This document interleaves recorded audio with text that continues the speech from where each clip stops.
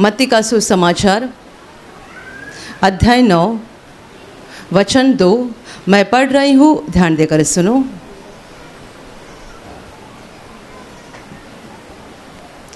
और देखो, कई लोग लकवे के एक रोगी को खाट पर रखकर उसके पास लाए। यीशु ने उनका विश्वास देखकर उस लकवे के रोगी से कहा, हे पुत्र, ढाढ़स बांध, तेरे पाप क्षमा हुए। Hallelujah, hallelujah, hallelujah, hallelujah, hallelujah, hallelujah. मेरे प्यारे भाई और बहनों, प्रभु यीशु के पास ऐसे एक मनुष्य को लाया गया था जिसको लकवा हुआ था और जो खड़ा नहीं रह सकता था, चल नहीं पाता था। उसे खाट पर रखकर उठाकर यीशु के पास लाया गया।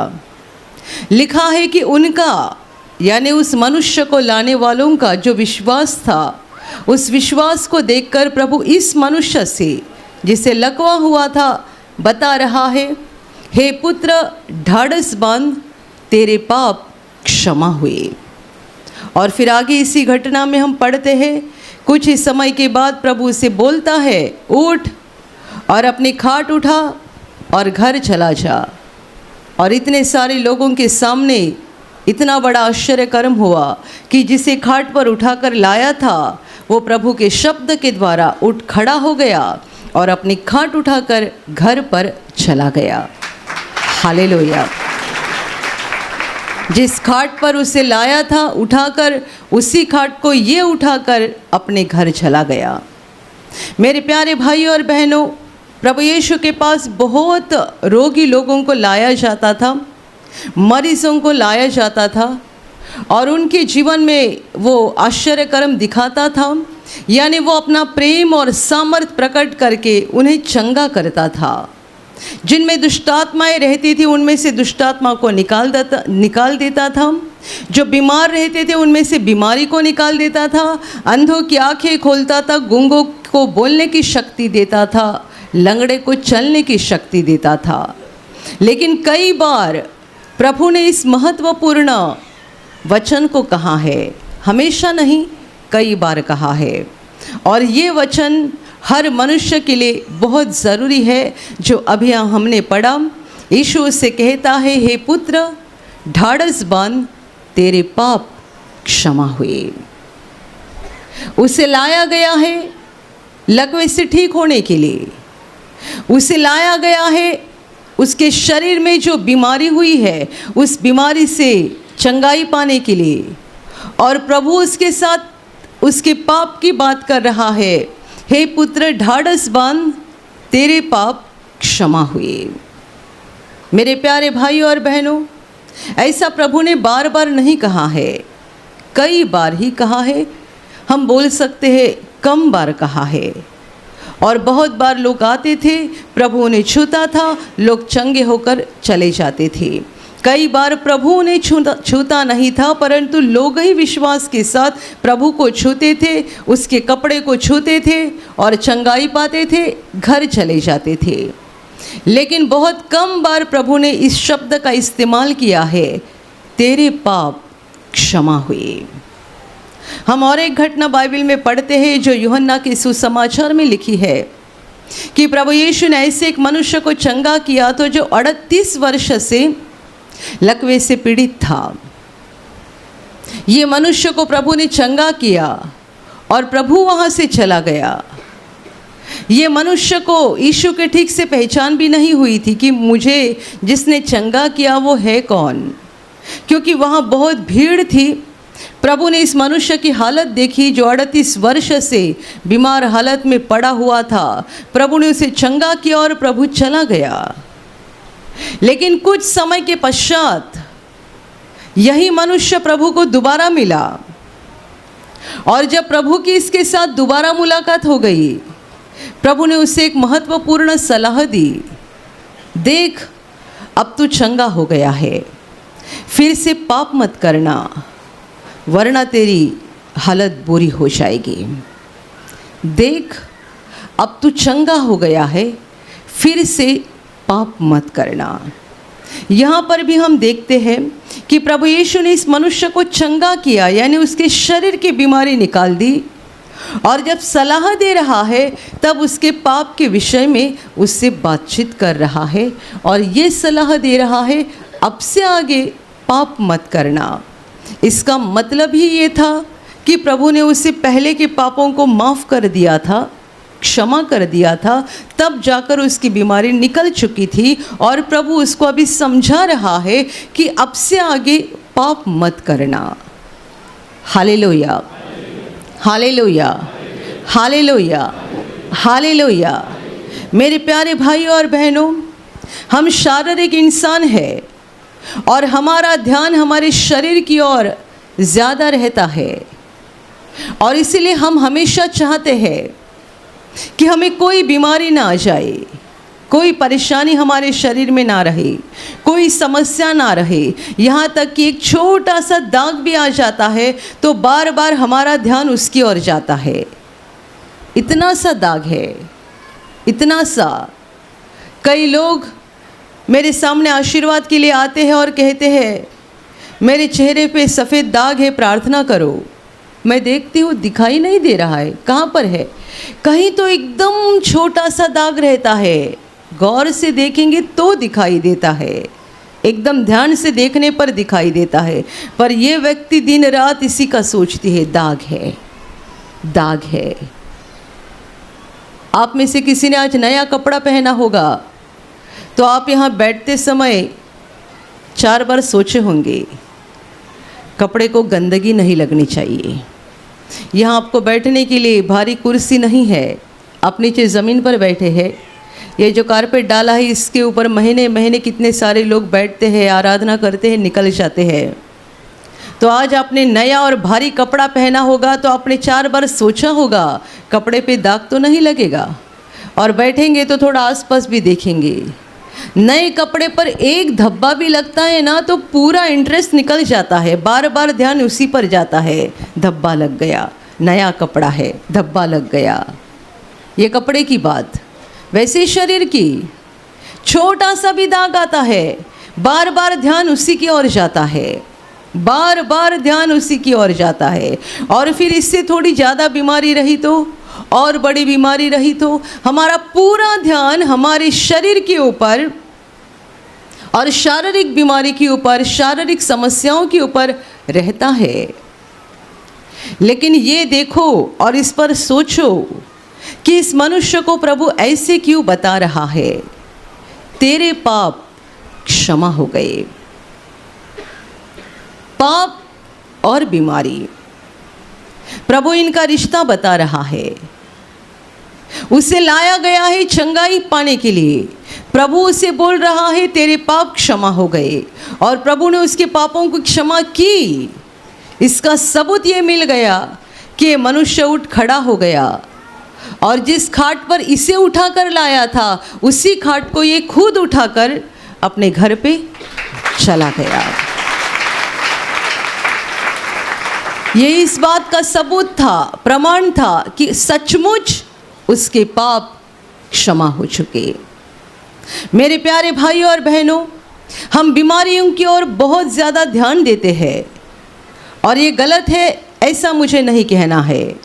लेकिन ये ध्यान में रखना और हमें ये सीखना ज़रूरी है कि परमेश्वर हमारी आत्मा के बारे में सोचता है, वो हमारे आत्मा के ऊपर ध्यान देता है, और हमारे आत्मिक जीवन में जो बातें होती है उसी का हमारे शारीरिक जीवन के ऊपर असर होता है।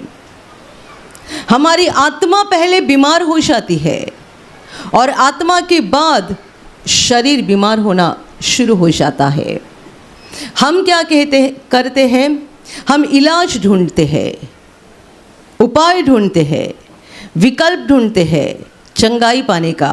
क्या करना चाहिए, क्या करना चाहिए, क्या करना चाहिए। मैंने थोड़ी बहुत ऐसी गवाही सुनी है। जवान लड़का, अपने जवानी में बाल सफ़ेद हो रहे थे, जवानी में बाल सफ़ेद हो रहे थे। कई जवान लड़कों ने गवाही दी है। एक लड़के ने तो ऐसा कहा था, उसकी उम्र बस 18-19 साल की है। बाल इतने ज़्यादा सफ़ेद हो रहे थे कि वो अपने जीवन में बहुत निराश हो गया, यहाँ तक कि वो आत्महत्या करने की सोच रहा था। 17, 18 या 19 साल की उसकी उम्र है, बाल सफ़ेद हो रहे हैं और ऐसे समय में बाल को काला करने की कोशिश करते हैं। कब तक करेंगे?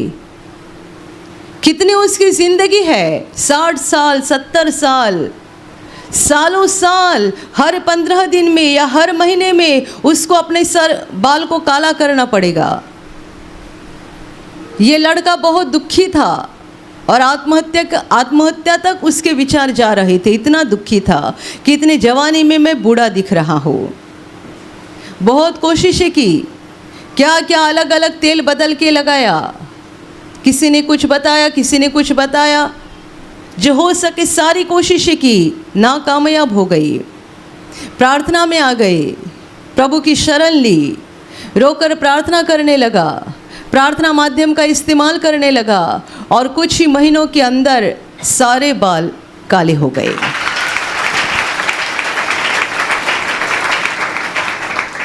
वैसे तो हम इलाज बहुत ढूंढते हैं।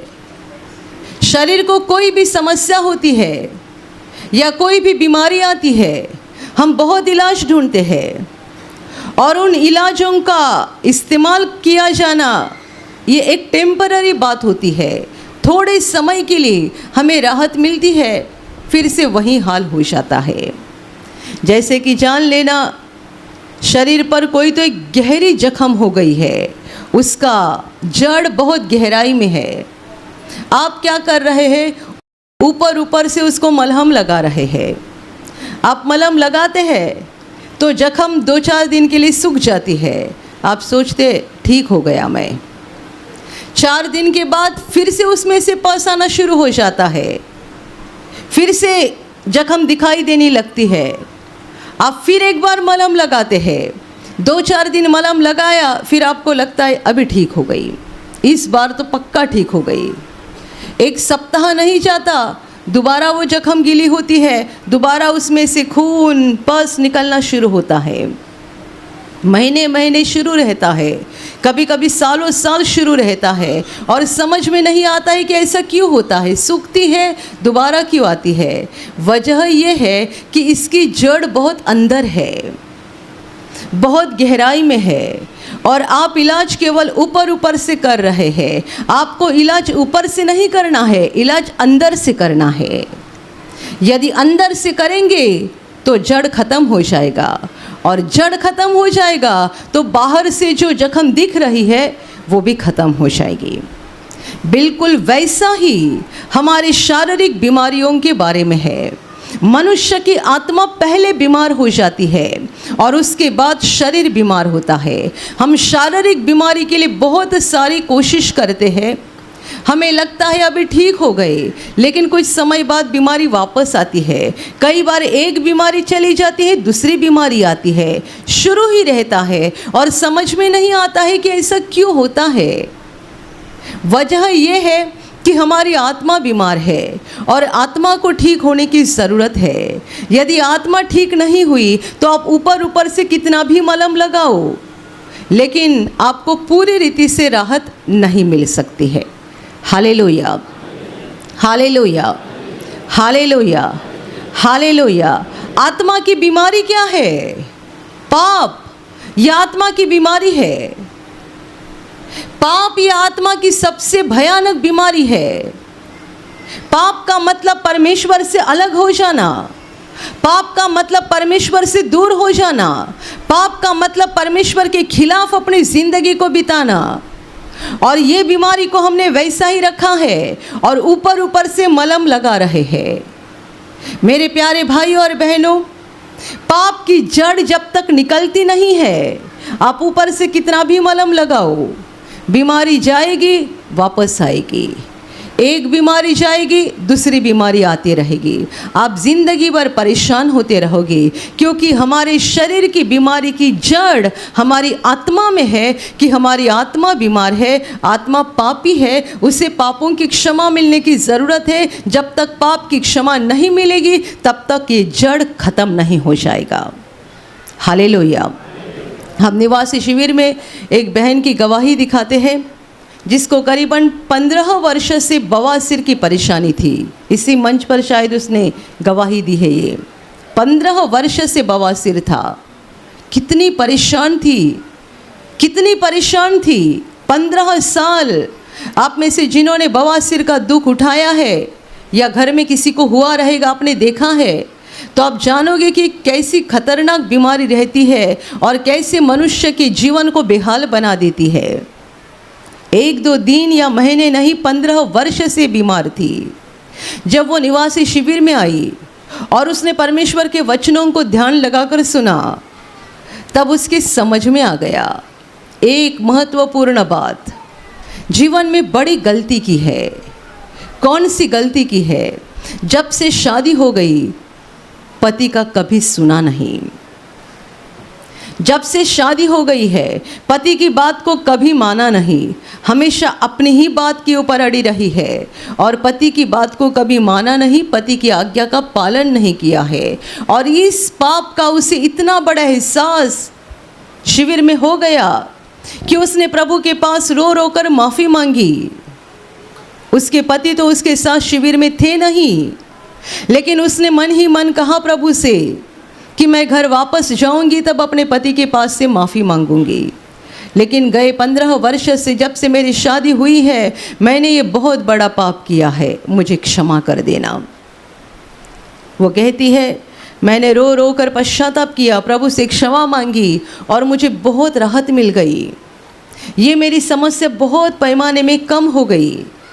मैं खुशी खुशी घर गई और घर जाने के बाद जो थोड़ा दर्द बचा था, थोड़ी समस्या बची थी, उसी को लेकर दिन बिताते गई। वो थोड़ी समस्या जा नहीं रही थी और मैं मन में सोच रही थी कि शिविर में मुझे इतनी चंगाई मिली तो इतना दर्द क्यों रहा है, ये क्यों नहीं गया अभी भी। तब प्रभु ने याद दिलाया एक काम बाकी रह गया है, तूने पति के पास से माफ़ी नहीं मांगी है, ये काम बाकी रह गया है। वो बोलती है शुरू में मन नहीं हो रहा था। जब प्रभु के उपस्थिति में रहते हैं हम बहुत नम्र बन जाते हैं, लेकिन जैसे उपस्थिति से बाहर हो जाते हैं हम बहुत कड़क बन जाते हैं। जब तक वो प्रभु की उपस्थिति में थी बड़ी आसानी से बोली मैं घर जाऊंगी, पति के पास माफ़ी मांगूंगी। लेकिन जब घर गई इस बात को भूल भी गई और जब प्रभु ने याद दिलाया तब उसे हो नहीं रहा था।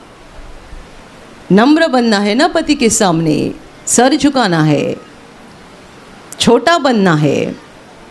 लेकिन आखिर उसने वो बात की, अपने पति से कहा कि मुझे आपसे माफ़ी मांगनी है, मैंने आपका कभी सुना नहीं और इस पाप का मुझे शिविर में एहसास हो गया, मैं आपसे माफ़ी मांगती हूँ।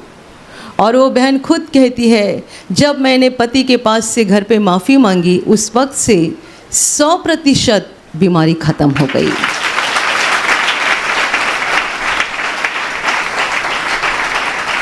Hallelujah, hallelujah, hallelujah.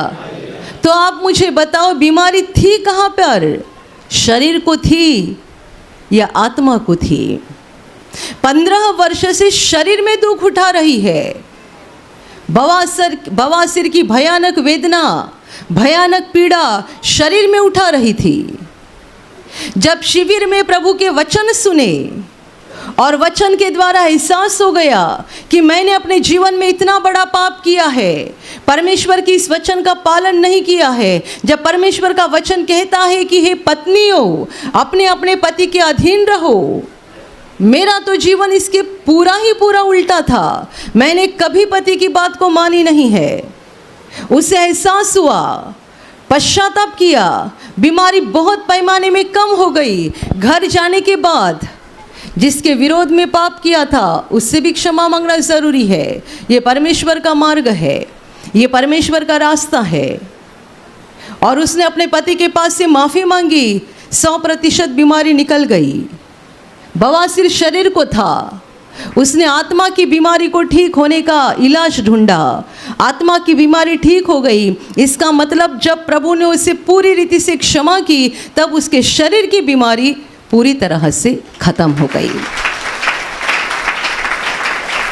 Hallelujah, hallelujah, hallelujah, hallelujah, hallelujah. कई बार हम अपने आत्मा की बीमारी के ऊपर बहुत ज़्यादा नज़रअंदाज करते हैं और प्रभु के सामने रोते हैं, गिड़गिड़ाते हैं, कितनी सारी कोशिशें करते हैं, कितने सारे इलाज ढूंढते हैं और सारी बातें नाकामयाब होती है। इस लकवे से बीमार मनुष्य से प्रभु ने कहा, हे पुत्र, ढाढ़स धर, तेरे पाप क्षमा हुए। प्रभु ने पापों की क्षमा की, यानी प्रभु ने उसके आत्मा को चंगा किया।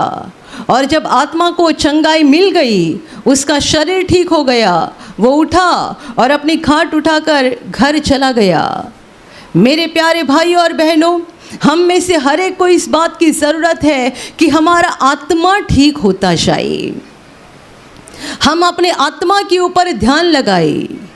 इसीलिए तो परमेश्वर का वचन हमें कहता है, शरीर पर मन लगाना तो मृत्यु है, आत्मा पर मन लगाना जीवन और शांति है। शरीर पर मन लगाना मृत्यु है। आप केवल शरीर का ही सोचते हैं, आत्मा का नहीं सोचते। क्या मिलेगा? मृत्यु। यदि आप आत्मा के ऊपर ध्यान दे रहे हैं, क्या मिलेगा? जीवन और शांति। यहाँ लोग गवाही देते हैं, बीमारी ठीक हो गई। कैसे ठीक हो गई? क्या इलाज किया? हर प्रार्थना सभा में इलाज होता है, शरीर का नहीं, आत्मा का। हमने आपको 4 महत्वपूर्ण बातें सिखाई है आत्मा की बीमारी को ठीक करने के लिए। पहली बात, दूसरों को क्षमा करना। जब तक हम दूसरों को क्षमा नहीं करते, हमारे पापों की हम कदापि क्षमा प्राप्त नहीं कर सकते, क्योंकि ये परमेश्वर का नियम है और कोई भी अपना खुद का नियम नहीं बना सकता है। परमेश्वर के नियम को एक तरफ रखकर अपना खुद का नियम नहीं बना सकता है। ये नहीं बोल सकता है दूसरों को क्षमा करना मेरे लिए कठिन है, इसके बजाय मैं 8 बार उपवास प्रार्थना करूँगा, 9 बार उपवास प्रार्थना करूँगा, 10 बार उपवास प्रार्थना करूँगा। ये क्या ढूंढा आपने? परमेश्वर के नियम को बाईपास करने का विकल्प ढूंढा। लेकिन ध्यान में रखना, परमेश्वर के वचन या परमेश्वर की आज्ञा या परमेश्वर के नियम को कोई भी बाईपास करके एक तरफ हटाकर अपने नियम बनाकर परमेश्वर के आशीषों को नहीं पा सकते। Hallelujah, hallelujah, hallelujah. किसी ने मेरा बड़ा नुकसान किया है, मैं उसे क्षमा नहीं कर सकता, मैं उसके साथ मेल नहीं कर सकता। उसने मेरे ऊपर इतना बड़ा अन्याय किया है, इतना बड़ा दुख मुझे दिया है कि मैं उसे कभी क्षमा नहीं कर सकता। इससे भला मैं 10 बार उपवास प्रार्थना करूंगा, लगातार 40 दिन उपवास प्रार्थना में रहूंगा, लगातार 4 घंटा घुटने पे आके प्रार्थना करूंगा। ये आपने इलाज ढूंढा परमेश्वर के वचन को बाईपास करने का, लेकिन इसके द्वारा आप प्रभु के आशीषों को नहीं पा सकते हैं। तो सबसे पहला कदम बहुत ज़रूरी है, अपने हर दुश्मन को, हर अपराधी को क्षमा करना। दूसरी बात, अपने खुद के पापों को कबूल करना। तीसरी बात, उन पापों के लिए पश्चाताप करना। और चौथी बात, उन पापों के लिए क्षमा मांगना। ब्रदर ने ये 4 बातें सिखाई। इसमें कि दूसरी और तीसरी बात भी बहुत महत्वपूर्ण है, क्योंकि कई लोग सीधे चौथे कदम पर चढ़ते हैं। ये सोचते हैं दूसरे और तीसरे की कोई ज़रूरत नहीं है। उनकी प्रार्थना ऐसी होती है, हे प्रभु कुछ पाप किया होगा तो माफ़ कर देना, मेरे हाथ से कुछ गलती हुई रहेगी तो माफ़ कर देना। इन्होंने क्या किया? ये दूसरे और तीसरे स्टेप्स के ऊपर, कदम के ऊपर चढ़े ही नहीं, सीधे चौथे के ऊपर गए। मैंने कुछ पाप किया होगा, मुझे माफ़ कर देना। कुछ गलती मैंने की होगी, माफ़ कर देना। मुझसे बहुत कुछ पाप हो गए होंगे, माफ़ कर देना। देखिएगा, हम मनुष्यों को फंसा सकते हैं, परमेश्वर को नहीं। प्रभु यीशु ने कितना बड़ा वाक्य कहा, तेरे पाप क्षमा हुए। कौन बोल सकता है जिसे सारे पाप पता है, इसने क्या किया है वो पता है। Hallelujah, hallelujah, hallelujah, hallelujah, hallelujah. कोई जवान लड़का आपके पास आ गया और आपको कहा, मुझे ज़रा 4 दिन आपके घर में सहारा देना, मेरे माँ बाप ने मुझे घर से बाहर निकाला है। आपको बड़ा तरस आएगा, बेचारा बेसहारा है, माँ बाप कैसे बुरे लोग हैं कि ऐसे बेटे को घर से बाहर निकाला, ऐसा आपको लगेगा और आप उसको सहारा देंगे। 2 दिन के बाद आपको पता चलेगा ये बेटे ने माँ बाप के साथ बहुत बड़ा गुनाह किया है। उनके अलमारी से बहुत ज़्यादा पैसा उठाया और कहा जुगार में या किसी बुरे व्यसन में उसको डुबा दिया है। और जब माँ बाप को पता चला, बहुत गुस्सा किया और माँ बाप ने इसको बाहर निकाला। जब आपको पता चलेगा ना, आप भी इसे घर पे नहीं रखेंगे, भगा देंगे। Hallelujah, hallelujah, hallelujah. बहुत साल पहले की घटना है। केंद्र में एक पति पत्नी आए थे, जवान थे, उनके पास छोटे छोटे 2 बच्चे थे।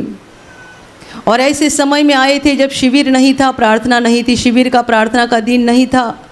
जब वो आ गए तभी हमने देखा कि वो जवान भाई शराब पिया हुआ था, औरत भी रो रही थी और दोनों का कहना था हमको इस केंद्र में ही रख देना।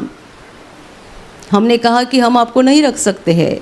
उस समय ब्रदर भी किसी काम से बाहर गए थे।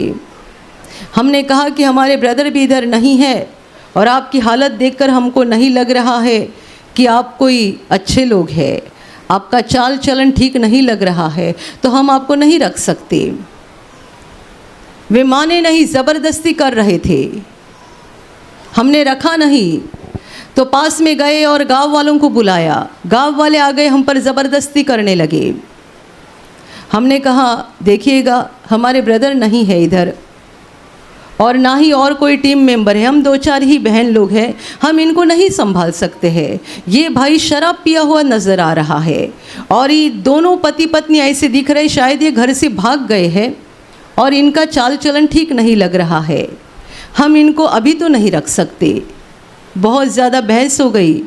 फिर वो लोग उनको लेकर निकल गए और पास में कोई एक आश्रम था, वहाँ पे उनको रखा। 4 दिन के बाद खबर मिली, वो जो जवान भाई जिसको हम नहीं रख रहे थे, उसने उस आश्रम की बड़ी चोरी की और अपनी पत्नी और बच्चों को लेकर वहाँ से भाग गया। Hallelujah, hallelujah. ऐसे लोग होते हैं। आपने किसी बेसहारा व्यक्ति को अपने घर में सहारा दिया, ये सोचकर कि कैसे घर के लोग हैं, बुरे लोग हैं। बेचारा कितना सादा दिख रहा है, कैसा लग रहा है, ऐसा कुछ लगता है क्या कुछ बुरा काम किया होगा। 2 दिन के बाद आपके घर में ही कुछ गलत काम करता है, तब आप उसको भगा देते हैं, या आपको बाहर से कहीं पता चलेगा तो भी भगा देंगे। आपने सहारा तब तक दिया जब तक आपने उसकी सच्चाई को नहीं जाना। जब सच्चाई को जाना तब आपने उसको भगा दिया। परमेश्वर जब किसी को कहता है तेरे पाप क्षमा हो गए, तो क्या उसे मालूम नहीं है इसने क्या पाप किए हैं? परमेश्वर मनुष्य नहीं है। यीशु मसीह मनुष्य बनकर आया था, लेकिन वो सब जानता था, सब जानता था। इस मनुष्य से जब वो बोल रहा है तेरे पाप क्षमा हो गए, तब उसने कल क्या किया है, 1 साल पहले क्या किया है, 10 साल पहले क्या किया है, सारी बातें वो जानता था। व्यभिचारी औरत को जब लोग पत्थर मारने के लिए प्रभु के पास लेकर आए कि तुम्हारा क्या कहना है, प्रभु के जवाब के बाद वो लोग निकल पड़े। क्या प्रभु ने उस औरत को पहचाना नहीं था? उसके पापों को जाना नहीं था? तो भी प्रभु उसे कहता है, मैं भी तुझे दंड नहीं देता, जा अब से पाप मत करना। एक औरत प्रभु के पास आई जब प्रभु एक फरीसी के घर में भोजन के लिए बैठा था। वह औरत प्रभु के चरणों के पास बैठी, रोई, बहुत रोई। अपने आंसुओं के द्वारा उसने प्रभु के पैर धोए, अपने बालों से प्रभु के पैर पोंछे। जब ये चल रहा था सब लोग देख रहे थे, क्योंकि लोग जानते थे ये गांव की पापी औरत है। लोग जितना जानते थे उससे प्रभु बहुत ज़्यादा जानता था, लेकिन प्रभु उसकी ओर देखकर बोल रहा है, इसने जो सारे पाप किए हैं उन सारे पापों की उसको क्षमा हो गई है। Hallelujah, hallelujah, hallelujah, hallelujah. वो सब जानता था और जानकर भी उसने उनको क्षमा किया। इन लोगों को प्रभु ने क्षमा किया, उनके विश्वास को देखकर, उनके दिल की नम्रता को देखकर, उनके पश्चाताप को देखकर, उनके आंसुओं को देखकर। ये लोगों ने अपने मुंह से अपने पाप बताए हैं ऐसा बाइबल में लिखा नहीं है, परंतु दिल में प्रभु से बात किया। अपने दिल में उस औरत ने प्रभु से बात किया और इसीलिए उस प्रभु ने कहा, इसने जो सारे पाप किए उस पापों की उसको क्षमा हो गई। और कितने सारे लोग अपने आप को ज़्यादा बुद्धिमानी समझते हैं और ऐसी प्रार्थना करते हैं, प्रभु कुछ गलत किया होगा तो माफ़ कर देना, कुछ पाप हुए रहेंगे तो माफ़ कर देना। मेरे प्यारे भाई और बहनों, अपने आप को मत फंसाओ। परमेश्वर सब जानता है, सारी बातें जानता है, सब कुछ जानता है। सामरी स्त्री से प्रभु कहता है, जाओ तेरे पति को बुलाओ। वो कहती है, मुझे पति नहीं है। यीशु कहता है, ठीक कहा, तुझे पति नहीं, ये तूने ठीक कहा, क्योंकि तेरे 5 पति थे और अभी भी जो तेरे साथ है वो तेरा पति नहीं है। बताओ वो कितना जानता है, वो हमारे बारे में कितना जानता है।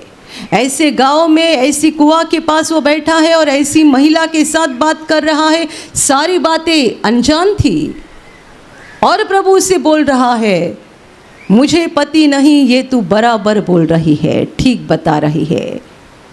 मेरे प्यारे भाई और बहनों, परमेश्वर के साथ ऐसा व्यवहार मत करो जैसे कि हम मनुष्यों के साथ करते हैं।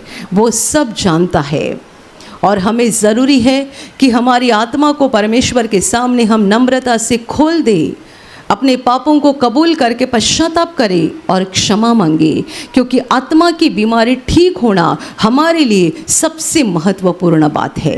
Hallelujah, hallelujah, hallelujah.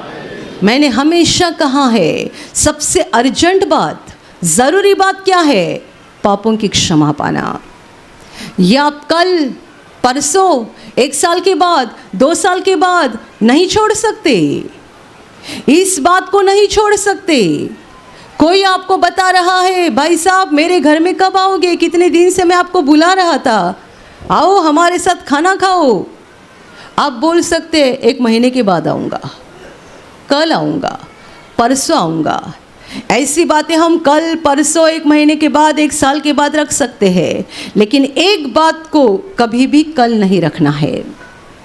आपको कपड़ा खरीदना है, आपको नया फ्रिज खरीदना है, आपको टीवी खरीदना है। हम जीवन में बहुत सारी बातें करते, बहुत सारी। अभी भी आप में से कितने सारे लोगों ने तय किया होगा, आज शाम 5 बजे प्रार्थना ख़त्म हो जाएगी, फिर 6 बजे मैं घर पहुंचूंगा, फिर 6:30 बजे मुझे इसको मिलना है, 7 बजे मुझे फलाना जगह पर जाना है, 8 बजे मुझे किसी से पैसा लेना है। आपने सारी बातें तय की होगी और ऐसे बहुत काम हम किया करते हैं, लेकिन एक बात को अर्जेंट नहीं समझते हैं, पापों की क्षमा पाना। ये बहुत अर्जेंट बात है। हर दिन हमारे लिए ये अर्जेंट बात रहती है। जब भी हमारी आत्मा बीमार हो जाती है, हमसे पाप हो जाते हैं, हम परमेश्वर के कानूनों के खिलाफ कुछ करते हैं, ज़रूरी है कि हमें अपने पापों का अंगीकार करके पश्चाताप करना है, क्षमा पानी है, ताकि ये बीमारी हमारी आत्मा में जड़ ना पकड़े और हमारी आत्मा का विनाश ना करे। Hallelujah, hallelujah, hallelujah. हम में से कोई भी अपने ज़िंदगी के बारे में नहीं जानता है कि हम कितने समय तक है, कल है, परसों है, एक महीने के बाद है, 2026 में हम रहेंगे, 27 में हम रहेंगे, कोई नहीं जानते हैं। और इसीलिए सबसे अर्जेंट बात हमारे जीवन में यही रहती है, सबसे ज़रूरी बात यही रहती है कि हमारी आत्मा में कोई बीमारी ना रहे और हमें पापों की क्षमा मिल जाए। Hallelujah, hallelujah. इसलिए तो हर बार जब आप यहाँ प्रार्थना में आते हैं, हम आपको कहते हैं दूसरों को क्षमा करो, अपने पापों को कबूल करो, पश्चाताप करो, क्षमा मांगो। और ये सारी बातें आपको हर दिन करनी है। जब आप पाप करते आपको ये बातें करनी है, इसलिए करनी है ताकि आत्मा में कोई बीमारी ना लगे। आत्मा की बीमारी ही जब फैल जाती है तब शरीर बीमार हो जाता है। Hallelujah, hallelujah. आप में से जितने लोग बहुत दिनों से बीमार हैं और बहुत इलाज करने से ठीक नहीं हो रहे हैं, आप इस संदेश को गंभीरता से लेना। आपको ज़रूरी है कि आपकी आत्मा की बीमारी के ऊपर देखें। आपने किसी को क्षमा नहीं की है, आपने कौन से पाप कबूल नहीं किए हैं, आपने किन पापों का पश्चाताप नहीं किया है, इनके ऊपर गंभीरता से देखना ज़रूरी है। पश्चाताप करो, क्षमा पाओ। दिन ही दिन, महीने महीने हम बीमारी में रहते हैं और बहुत सारे शारीरिक बातों के प्रयास करते रहते हैं। अभी आत्मा के ऊपर ध्यान दे दो, आत्मा की बीमारी को ठीक करने के लिए कोशिश करो, पापों की क्षमा पाओ, आत्मा ठीक हो जाएगा, तब आपका शरीर भी चंगाई पाएगा। Hallelujah, hallelujah, hallelujah. पापों की क्षमा मिलने के बाद हमारी आत्मा चंगी हो जाती है, ठीक हो जाती है, उसके बाद शरीर ठीक होता है। और आत्मा चंगी होने के कारण हमें सबसे बड़ी बात मिलती है, हमें अनंत जीवन का वादा मिलता है। हम किसी भी घड़ी मर जाएंगे, किसी भी घड़ी हमारा धरती का जीवन समाप्त हो जाएगा, लेकिन यदि हमें पापों की क्षमा मिल चुकी है तो जिस घड़ी हमारी आत्मा शरीर से बाहर निकलेगी, दूसरे ही पल हम अनंत जीवन में प्रवेश करेंगे। हालेलुया। और यह अनंत जीवन बहुत ज़रूरी है। धरती का जीवन हमारा पल भर का है, अनंत जीवन में हमें प्रवेश करना है। इसलिए आत्मा पर ध्यान देना, आत्मा को ठीक रखना, आत्मा को बीमार हालत में नहीं रखना। पश्चाताप करो, अपने पापों को कबूल करो, क्षमा पाओ, ताकि आत्मा ठीक रहेगी, भली चंगी रहेंगी और हम अनंत जीवन में बड़ी आसानी से प्रवेश कर सकते हैं। Hallelujah, hallelujah, hallelujah. और अभी प्रार्थना करने का समय है। आप विश्वास करो कि एक पल में प्रभु यीशु आपको छूकर चंगाई देगा। एक पल में वो आपके जीवन का दुख निकाल देगा और आपके आंसुओं को खुशी में बदल देगा, क्योंकि उसके लिए असंभव कुछ नहीं है, अनहोनी बात एक भी नहीं है। प्रभु यीशु आज भी जिंदा है। 2000 वर्ष पहले वो शरीर रूप में धरती पर था, आज शरीर रूप में नहीं बल्कि आत्मा के रूप में है। और दुनिया के कोने कोने में जहाँ जहाँ लोग विश्वास के साथ उसको पुकारते हैं, उसके पास प्रार्थना करते हैं, उन सबों की पुकार को प्रभु सुनता है, उन्हें चंगा करता है, उनके आंसुओं को पोंछ देता है और उनके जीवन को खुशी से भर देता है। आप भी इसी विश्वास के साथ आपके बीमार भाग पर हाथ रखो, और यदि वहाँ हाथ नहीं रख सकते हैं तो अपने सीने पर हाथ रखो। प्रभु यीशु के नाम से इसी क्षण आपके शरीर की सारी बीमारियां निकल जाए। यीशु के नाम से आपके जीवन का सारा दुख निकल जाए। शैतान का हर एक काम आपके जीवन से और आपके परिवार से पूरी तरह से नष्ट हो जाए। यीशु के नाम से, प्रभु यीशु के नाम से शैतान का सारा काम आपके जीवन से नष्ट हो जाए। सारी दुष्ट आत्माओं को प्रभु यीशु के नाम से मैं आज्ञा दे रही हूँ, इसी क्षण इन्हें छोड़कर निकल जाओ और वापस उनमें नहीं आना।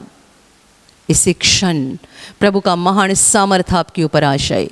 प्रभु का महान सामर्थ आपके ऊपर आ जाए, प्रभु का महान सामर्थ आपके ऊपर आ जाए। इसी घड़ी पवित्र आत्मा की खुशी आपके दिल में आ जाए, पवित्र आत्मा की शांति आपके दिल में आ जाए और आपका जीवन स्वर्ग की रोशनी से भर जाए। आमीन।